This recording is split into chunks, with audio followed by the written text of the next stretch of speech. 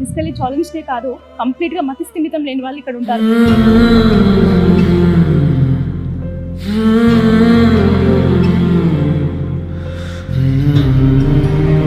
దిక్కులేని వారికి దేవుడే దిక్కంటారు. నేను 200% చెప్తాను, భగవంతుడు ఉన్నాడు.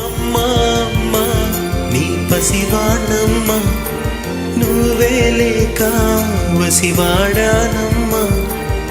ఇక్కడ ఉన్న పీపుల్తో మాట్లాడుతుంటే కంప్లీట్గా నా మనసే కదిలించేసిందండి.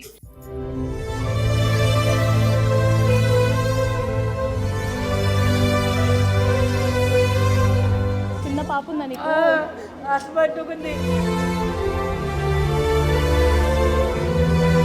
చూసారు కదండి, ఇక్కడ ఎలా ఉన్నారంటే చిన్న చిన్న పిల్లలు, అంటే వాళ్ళు కనీసం చెప్పుకోలేని పరిస్థితిలో ఉన్నారు.